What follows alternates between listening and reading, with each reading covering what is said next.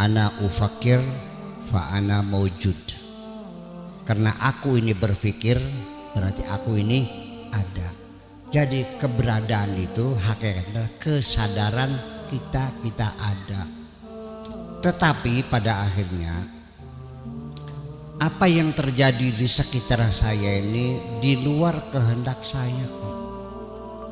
Bahkan kehadiran saya sendiri di sini itu di luar rencana saya. Saya tidak punya rencana, tidak punya keinginan untuk hadir di bumi ini kok. Saya merasakannya ujuk-ujuk saya lahir di Kertasmaya tahun 1948 dari perutnya Ibu Haji Jenab. Lahirnya menjelang subuh, lalu saya diberi nama Abdus Syakur. Ini semuanya di luar keinginan saya dan saya tidak dilibatkan.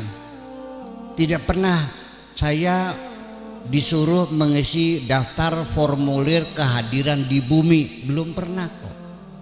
Andaikan waktu itu saya disuruh mengisi, ada formulirnya, Anda pengen lahir di mana? Saya akan memilih lahir di Washington DC atau minimal di California lah. Kalau ditanya mau keluarnya dari perut siapa, saya akan milih dari perutnya Ibu Tin. Kan enak, digawe kena pabrik mobil boleh. Saya tidak mengisi saya ingin lahir hari Sabtu juga enggak.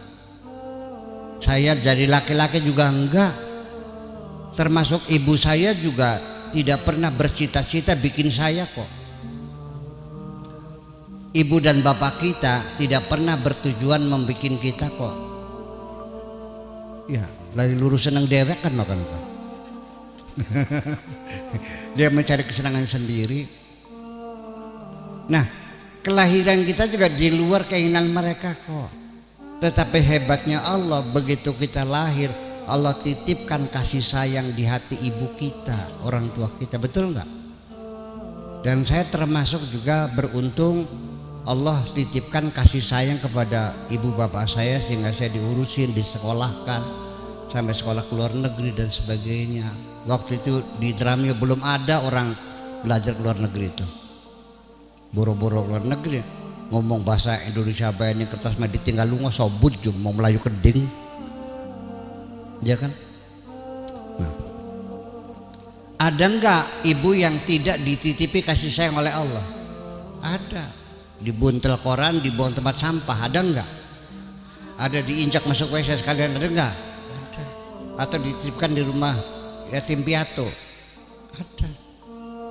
Itu semuanya di luar keinginan saya kok. Kalau saya disuruh profilnya seperti apa, ya saya pengennya yang kayak Pak Dr. Ahmad lah. Ya, enggak kecil seperti ini kok. Ya. Tapi saya kan bermain rasa. Ya, saya terima ya alhamdulillah. Ya, bisa dikasih punya kecil pas-pasan gitu kan gitu. Ya, dengan bermain rasa ya little is beautiful. Kecil adalah indah.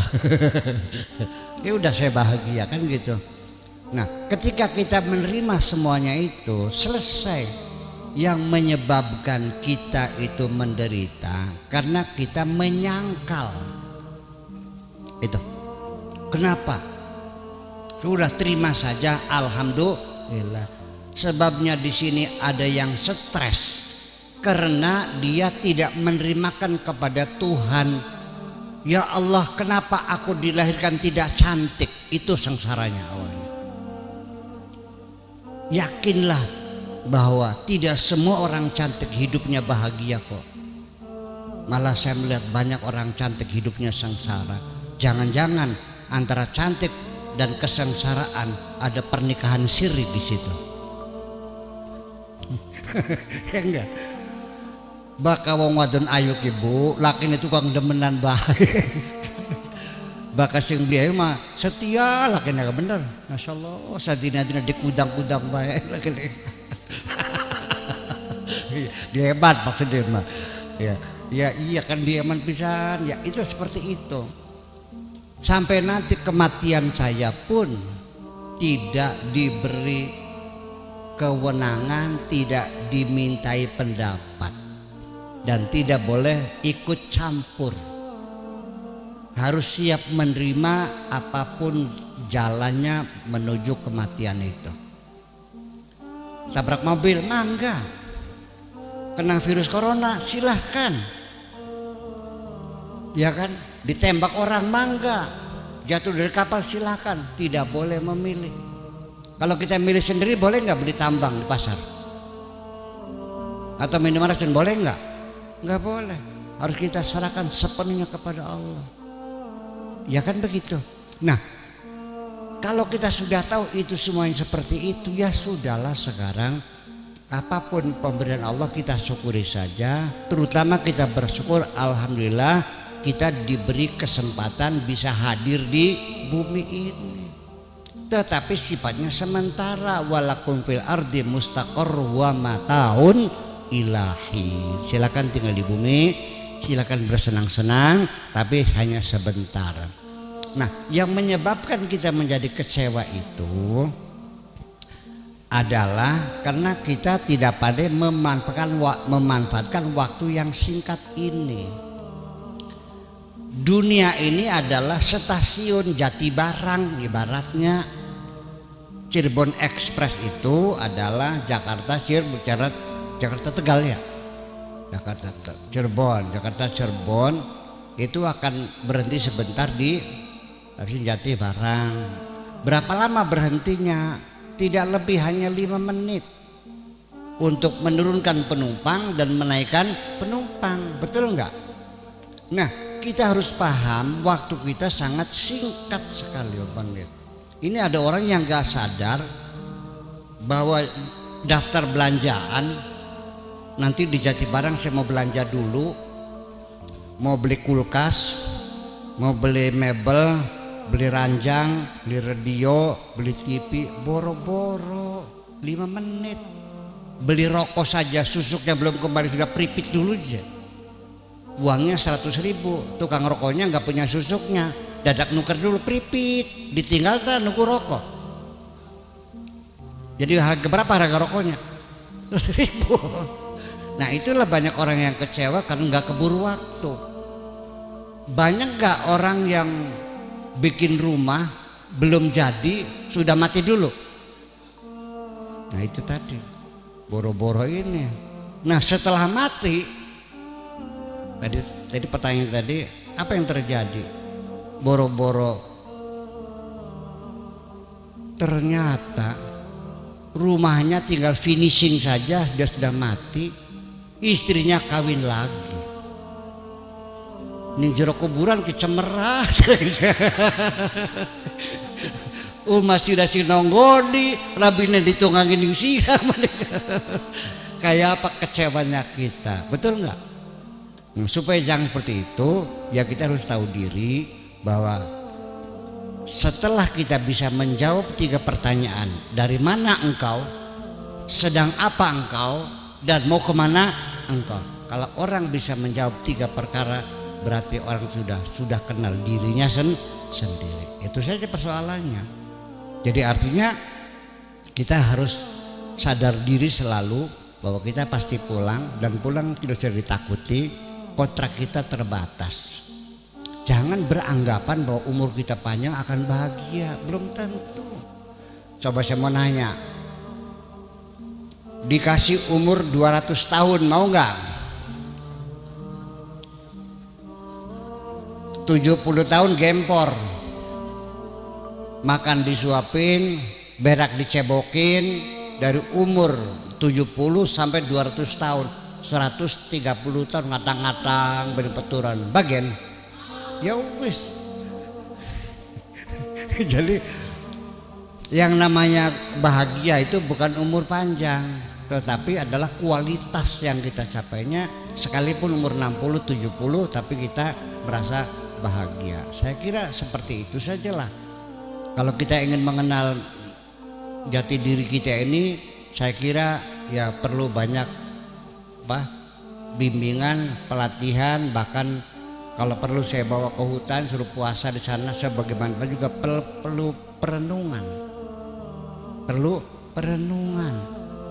Sebab kita kadang-kadang di dunia sudah melenceng dari jalan Allah, kita sudah berbalik arah, tapi di dunianya dikiranya saya lagi berjuang di jalan Allah, padahal sudah menyimpang kok. Dulu mah iya niatnya benar, bikin pesantren, tanahnya diwakafkan, betul ya, istrinya gelangnya dijual untuk pesantren. Tapi setelah santrinya banyak puluhan ribu, otaknya mulai nyari duit kok. Ada nggak begitu? Ada. Jadi begini aja lah jawaban saya, sekalipun engkau punya niat yang baik, jangan take it for granted. Jangan terlalu percaya diri bahwa niat kita sudah baik. Belum tentu niat baikmu sampai tujuan, belum tentu sampai tahapan terakhir niatmu tetap baik. Kita seringkali tidak sadar di tengah perjalanan niat baik kita dirampok oleh setan, kita nggak tahu. Oke, saya cerita lagi. Ceritanya berulang-ulang tapi nggak apa-apa kan? Santri saya ini saya suruh beli kacang tanah di Jatibarang menjelang Lebaran 5 kilo, mau bikin kacang gawil yang direbus dulu, terus kulitnya dikupasin, terus dikasih bawang putih sama garam, ya kan gitu, terus digoreng itu. Nah, si anak santri ini saya kasih ini buat beli takjilan sekalian, kan ada takjilan kalau sore itu. Enggak usah Pak, makasih. Barangkali naik mobil nih, enggak usah. Ini buat beli bensinnya enggak usah. Jadi saya kasih uang tip, enggak mau sama sekali. Oke, terima kasih. Santri itu hebat, mau takdim sama kiainya, khidmah. Oke. Kacangnya 5 kilo bagus-bagus, susuknya utuh, hebat. Hebat enggak tuh? Nah, bulan Syawal dia nanya lagi, Pak Kiai beli kacang tanah lagi enggak? Aneh, ada santri diminta disuruh menunggu disuruh beli kacang lagi itu. Karena saya penasaran, saya beli sendiri. Ternyata yang dagangnya cantik jelita kok. Pertama niat dia bagus, khidmat sama kiainya, tapi yang kedua dia ingin memanfaatkan kiainya supaya bisa ngobrol sama perempuan cantik. Dikiranya enggak enak ngobrol sama perempuan cantik, enak lah, celungup-celungupnya kayak enak kayak mujair, seger bu, ya Allah paling nikmat, nyawang-nyawang ngomong ayu bu, iya orang sana paham kita ke lanang gitu ngerti boleh. Iya, ya karya lanang ya lanang, tukang beca lanang, kiai ya lanang, pada baik, luwak kabeh barang. Iya, wis 11-12 lah. Iya, jangan ngaku suci lah, percayalah. Kita semuanya punya dosa semuanya. Itulah maka kapan kita muncul kesadaran? Sebetulnya saya nggak yakin ada orang ateis. Ada orang tidak percaya Tuhan, nggak yakin sama. Sebab secara insting manusia meyakini ada kekuatan, betul nggak? Di luar alam metafisika, di balik alam ini ada sang pengatur. Nggak mungkin kerja badan kita mesin sains, memang jalan masing-masing. Tidak mungkin dong. Tubuh kita bisa memilah-milah vitamin A, vitamin D, vitamin C. Ya kan, mana lemaknya, berapa kadar lemaknya, berapa kadar gulanya, berapa kadar segala, nggak mungkin dong. Mesti ada yang ngatur, nggak mungkin dong. Nah itulah Allah. Nah jadi artinya, jadi kalau sekarang gimana? Yang ada itu adalah orang yang keluar dari agamanya karena agamanya tidak meyakinkan. Nyari jadi agama yang baru nggak ketemu itu aja itu yang ateis tuh. Nah makanya nanti siapa Tuhannya ya tergantung kita masing-masing. Ada yang Tuhannya sungai, kayak dulu zaman Mesir kuna. Kalau tiap tahun itu supaya jangan banjir, maka harus menenggelamkan seorang gadis perawan yang paling cantik. Ada Miss Universe-nya di Mesir zaman kayak dulu. Yang paling cantik siapa? Terus diikat di bandul batu, dicemplungkan di sungai Nil untuk Tuhannya. Tuhannya Nil. Ada Tuhannya seperti di Persia, Tuhannya api. Nah, menikahnya ya anak. Berbicara apakah? Dangdur tah di ubud-ubud kelawan putih kah? Ya itu macam-macam lah, terserah. Tapi yang penting ada Tuhan semacam itu. Nah, oleh karena itu yang penting selanjutnya lagi kita memanfaatkan waktu secara efisien dan dengan banyak berbuat baik. Itu satu-satunya jalan kita bisa menemukan jati diri kita sendiri. Perlu adanya kita perenungan di malam hari.